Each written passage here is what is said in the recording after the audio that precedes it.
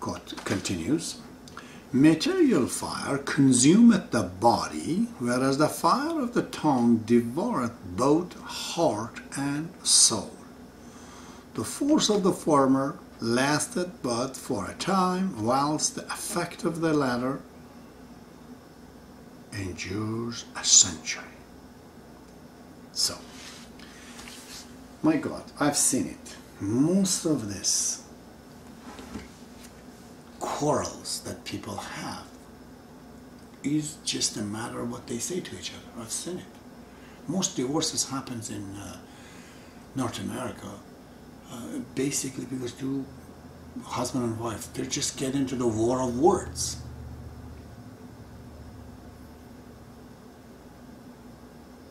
This silence is essentially to preserve your energy.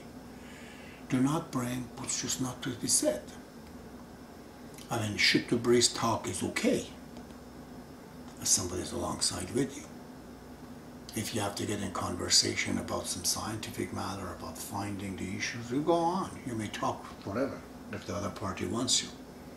Not one person talk, but talking with each other. Go on. But there are places that if they use our tongue as a means to wound somebody, and we think it's not that important, it's not worse than, hitting somebody. Today in North America, if you hit somebody and if you say that to somebody, that's an assault. But whatever comes out of your mouth, you can say that. It's called freedom of expression.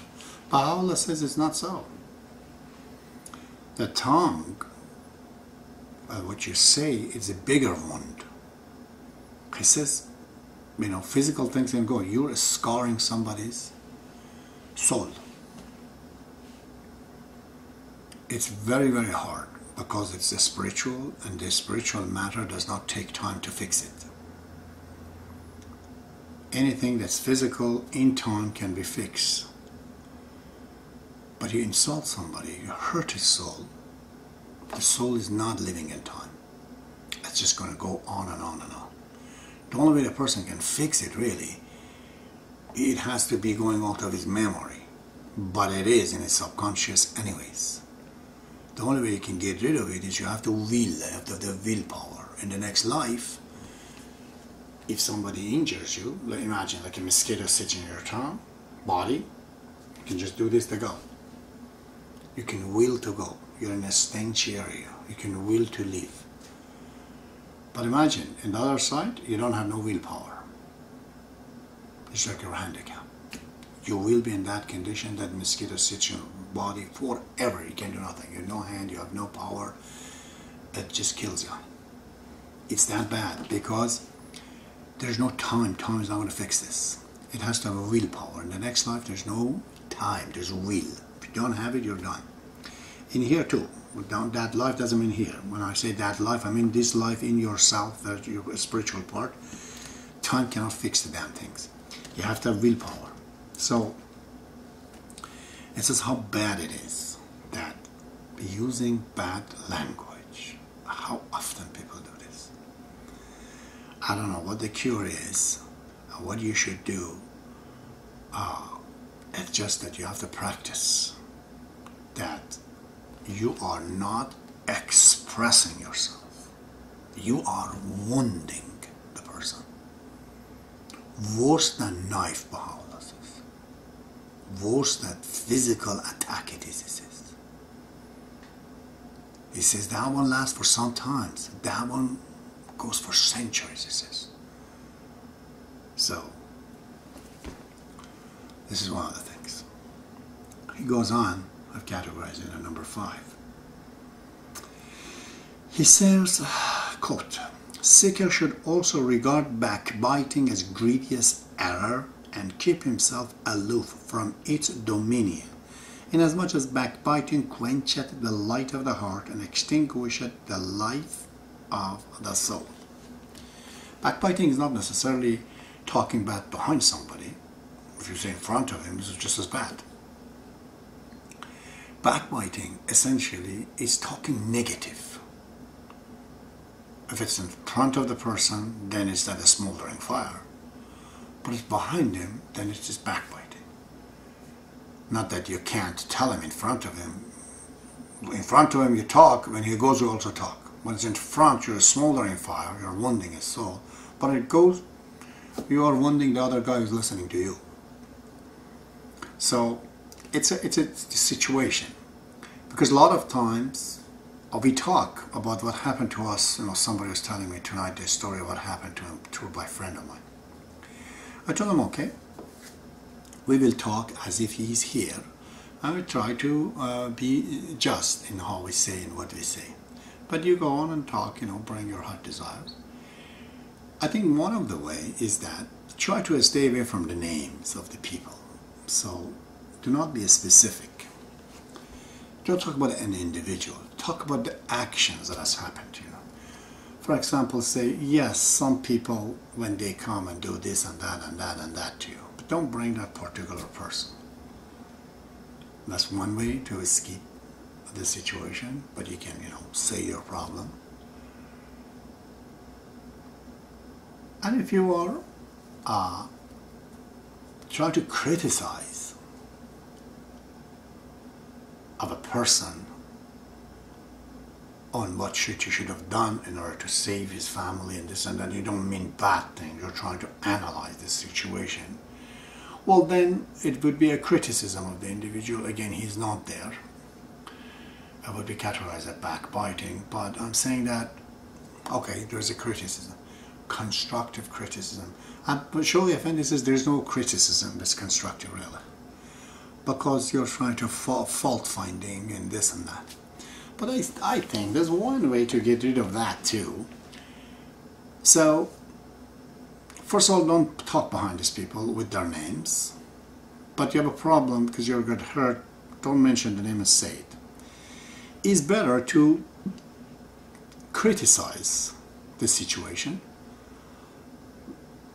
But in order to be constructive, when you're criticizing, which means you're destroying his house because it's bad, bring up suggestions. Also, what should be done instead? You know, you're saying this guy's done this because it's wrong. Okay, what do you think has to be done? Finding fault and saying what's wrong is easy. Do you have a solution for it? If you come up with a solution, then it's okay. So we have to understand this backbiting. The sign of it is that it quencheth the light of the heart. After the discussion about these things, if you felt, you know, you're not feeling very good about this talk and situation, right there, you should not get involved in it. All right, I'm going to go to number 6. At the same page from 161 to 200, Baha'ullah quote, "He should be content with little." Wow, most of us are not. I admire the natives of Canada. Always thought, how come these people did not invent a lot of things? Personally, I find them very, very smart. But the way they are smart is different from other people. How come they did not invent a lot of things? I was in one of the teaching projects we had in Alzenburg. I saw a native that these white people actually, they saved him, wanted to suicide himself. They saved him and he turned to Baha'i and he had a child. And he was sleeping outside. We were all, you know, curling around the big fireplace with all wood and everything else. He was outside. There was a bowl of water beside him. The bowl of water was full of ice, maybe 10 inches. This guy was sleeping there in that condition with his son get up in the morning and dinner and cold. I tried to look. I saw that day that these people, instead of inventing things, they try to adapt themselves to the nature. You know, why don't we make the tool built within ourselves, try to discover ourselves, what kind of an ability could we develop to deal with the condition, with the cold and this and that.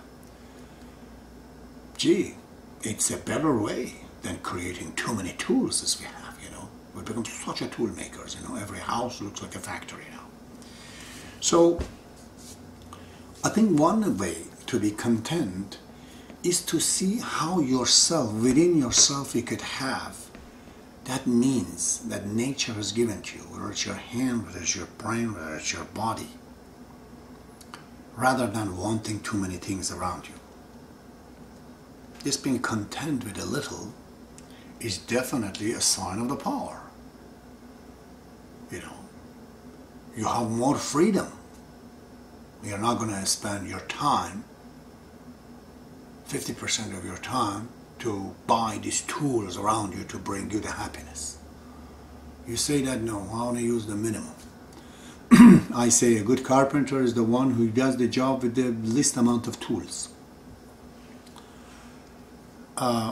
So content, it could mean this: save your time and money and try to see what exactly you need. What's the minimum you require to do something? Because you're such an expensive body God has given you in the nature of it, the factories. And you want to hire this body for certain very dismal amount of money because you want to buy these tools and these toys because you're happy with them. Get rid of it to be content. Number 6, let's see, number 7. I've spoken about this before, but quote, he should treasure the companionship of those that have renounced the world and regard avoidance of the boastful and worldly people a precious benefit. You see, on the content issue that I was just bringing up, the guy says, you know, when I'm comparing humanity now to not too far, 100 years ago, a small little girl on welfare, boy, has much more than the King of England some 80 years ago. From the medical services that this country provides for him, it could not provide for the King of England. Tools. We could go on the internet, navigate the whole world. So we have so much more. Are we happier? Not really. How far are we going to go? This is why Baha'u'llah says to be content, because there's no way out. If you go on this, you'll create an addiction of having more and more. Be content. That wasn't a content, but this companionship, ooh. I've always say to people, every person is like a website, to put it very simply. When you say hello, hi, how are you? You're connecting to the website. If there's virus in it, it gets into you. And a lot of these viruses gets into you and you're sick and you don't know it. In fact, if you knew it, you wouldn't get depressed. Okay, I made a mistake today. I got a ticket from my policeman. I made a mistake today. I lost my wallet in there. You know it. But this guy's a problem with himself. He comes and shares a lot of problem with you, just associating with you. But within him, those sicknesses are there. His problem. And it gets inside you. You go home all of a sudden and see you're not feeling well. And you don't know even why. Because the source